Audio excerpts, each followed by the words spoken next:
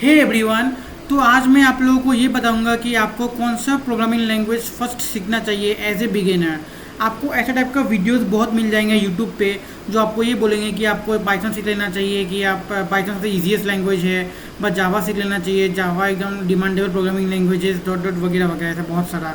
But मैं आपको कुछ यूनिक तरीका से आपको मैं समझाऊंगा कि आपको कौन सा प्रोग्रामिंग लैंग्वेज चूज़ करना चाहिए। मैं आपको गारंटी देता हूँ कि आपको वीडियो के बाद ये प्रोग्रामिंग लैंग्वेज चूज़ करने में कभी प्रॉब्लम नहीं होंगे। आप खुद ही डिसाइड कर पाओगे कि आपको कौन सा प्रोग्रामिंग लैंग्वेज सीखना चाहिए। मैं अगर आपको ये बोलूँ कि आप अगर लाइफ में कभी कार देखे नहीं हो, बाइक नहीं देखे हो, बट फिर भी आप जब अपना फर्स्ट कार या फर्स्ट बाइक खरीदने जाओ तो आप डिसाइड कर पाओ कि आपको कौन सा कार लेना चाहिए, आपके लिए कौन सा परफेक्ट रहेगा। तो मैं ऐसे ही कुछ आपको ट्रिक्स बताऊंगा जिससे आप चूज़ कर पाओगे कि आपको कौन सा प्रोग्रामिंग लैंग्वेज फर्स्ट सीखना चाहिए। ऐसे तो बहुत सारा वेरियस प्रोग्रामिंग लैंग्वेजेस है, जैसे सी प्लस प्लस, जावा, पाइथन, सी शार्प, बहुत सारा। तो मैं आपको ये बताऊंगा कि आपको कौन सा फर्स्ट प्रोग्रामिंग लैंग्वेज सीखना चाहिए। तो मैं आपको पहले एक एक करके 4 लैंग्वेजेस में आपको दिखाता हूँ कोड करके, और जिसमें सबसे ईजीएस्ट प्रोग्राम मैं लिख के दिखाऊंगा जो हेलो वर्ल्ड के नाम से जाना जाते हैं, जो सिर्फ प्रिंट करना है स्टेटमेंट में, जिससे आपको ये कंफर्टेबल कौन सा लैंग्वेज में लग रहा है आपको थोड़ा बहुत फील हो जाएगा। तो मैं आपको सबसे पहले पाइथन में कोड करके दिखाता हूँ। ये पाइथन का ऐसे कुछ लोगो होता है, ये हेलो वर्ल्ड का प्रोग्राम मैं लिख के रखा हुआ ताकि आपको टाइम ज़्यादा ना खाए। ये मैं ऐसे कुछ लिखा था दूसरा काम के लिए, मैं इसको डब कर देता हूँ। तो पाइथन में अगर कुछ भी चीज़ को प्रिंट करना है तो आपको सिर्फ इतना लिखना पड़ेगा, प्रिंट ऐसे हेलो वर्ल्ड। ये प्रिंट का ये स्टेटमेंट इतना लिखना पड़ेगा, सेमीकोलन भी यहाँ नहीं आता है। प्रिंट एक फंक्शन है, आपको यहाँ पे डबल टी देने से नहीं होगा, पूरा एग्जैक्टली सेम देना पड़ेगा, PRINT स्मॉल लेटर्स में। और इसका भीतर में आप कुछ भी लिख सकते हो, आपको जो मर्जी है, हेलो वर्ल्ड लिखना है कुछ भी लिख सकते हो। तो ऐसा करके ये हो गया आपका पाइथन प्रोग्रामिंग लैंग्वेजेस। तो अभी हम लोग आते हैं सी लैंग्वेज में। तो आपको सी लैंग्वेज में अगर कोड करना है तो कुछ इस प्रकार कुछ आपको दिखेंगे कि ऐसा करके लिखना पड़ेगा आपको। ये सब अभी आप इसमें अब नहीं माथा मत मारिए कि ये हेडर फाइल है, ये मतलब ये क्या चीज़ है, कैसे काम करता है, ये आप विद टाइम आप सीख जाएंगे। अभी के लिए आप इसमें फोकस करिए कि आपको 6 लाइन लिखना पड़ेगा मिनिमम आपको सी में कोड करने के लिए। अभी चलो आते हैं सी प्लस प्लस में। तो आपको सी प्लस प्लस में कोड करने के लिए कुछ आपको ऐसा लिखना पड़ेगा। आपको ये सेम ही लग रहा होगा बट सेम नहीं है। यहाँ पे पहले वाला सी लैंग्वेज आपको यहाँ stdio.h लिखना पड़ा था, यहाँ पे iostream.h है, और बाकी लगभग सेम ही है, सी लैंग्वेज जैसा ही है लगभग। बट ये सी प्लस प्लस एक ऑब्जेक्ट ओरिएंटेड प्रोग्रामिंग है और एक सी है procedural oriented programming language. But आप इसमें अभी माथा मत मारिए, बट ये देखिए कि आपको 6 लाइन लिखना पड़ेगा मिनिमम, जस्ट ये प्रिंट करने के लिए हेलो वर्ल्ड।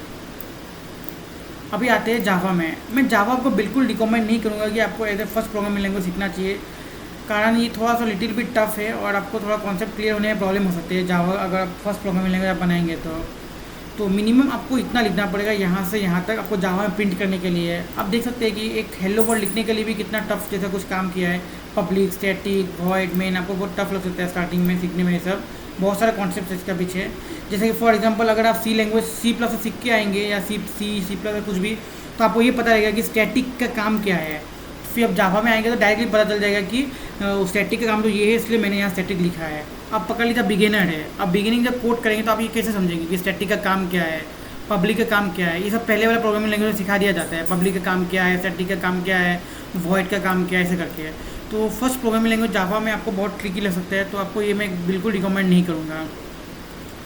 तो मैं आपको ये बताना चाहता हूँ कि आपको अगर आपको कोड काम कैसे करता है, मतलब कि ये प्रिंट स्टेटमेंट है, मतलब आपको ये जानना ही नहीं कि ये काम कैसे कर रहा है, जस्ट आपको ये देखना है कि बस प्रिंट करना है या एग्जीक्यूट करना है, कोड को जस्ट एग्जीक्यूट करना है। तो आपको पाइथन में आपको रिकमेंड कर दूंगा।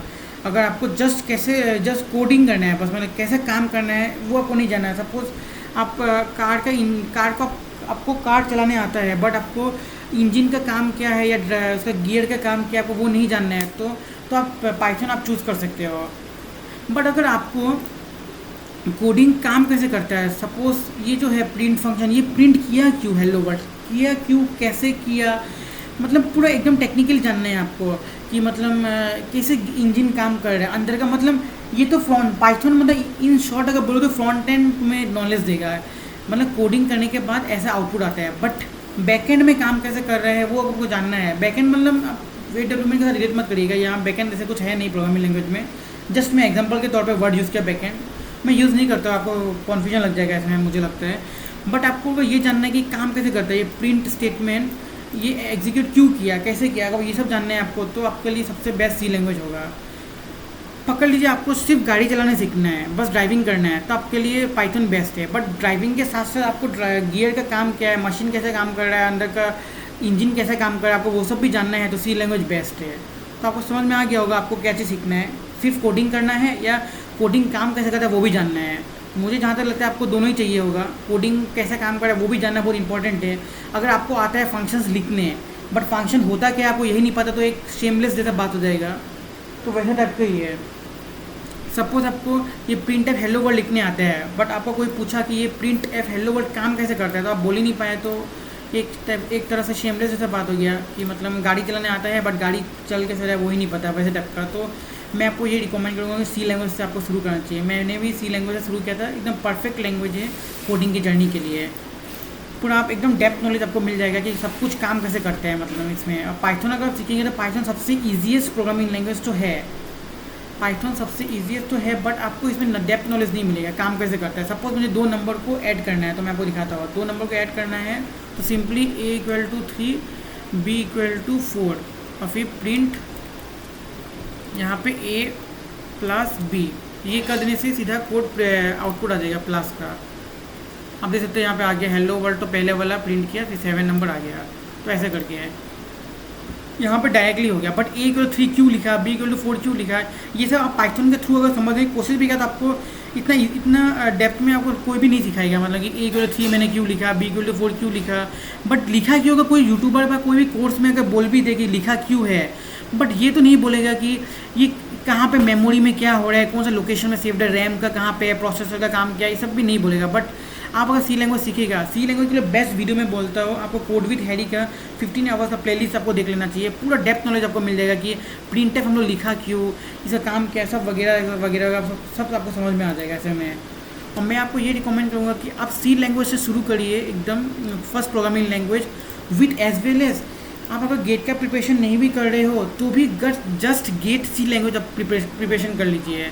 मैं आपको लिख के देता हूँ एकदम, आप गारंटी देता हूँ आप पूरा प्रोग्रामिंग लैंग्वेज में मोटा मोटी आप चैंपियन हो जाओगे एकदम। अगर आप 15 आवर्स का कोड विद हैरी का प्लेलिस्ट देख लेते हो और as well as GATE C language का प्रिपरेशन कर लेते हो, प्रीवियस ईयर बुक से क्वेश्चंस या फिर कोई यूट्यूब से या कहीं से भी, दोनों मिला के अगर आप डायरेक्टली सी लैंग्वेज गेट शुरू करें तो आपको बहुत टफ लग सकता है क्योंकि दोनों अलग अलग चीज़ है। बट अगर आप डायरेक्टली शुरू करोगे कोड विद हैरी से, ये प्लेलिस्ट देखना सी लैंग्वेज का विथ, इसका बाद जाके अलग से गेट सी लैंग्वेज का प्रिपरेशन करोगे तो आपको गारंटी देता हो पूरा एकदम सॉलिड टाइट प्रिपरेशन हो जाएगा आपका सी लैंग्वेज। उसके बाद आप कोई भी लैंग्वेज में शिफ्ट हो जाएगी, इजीली समझ में आ जाएगा। मैंने भी ऐसा ही जर्नी अपना कुछ शुरू किया था प्रोग्रामिंग लैंग्वेज का।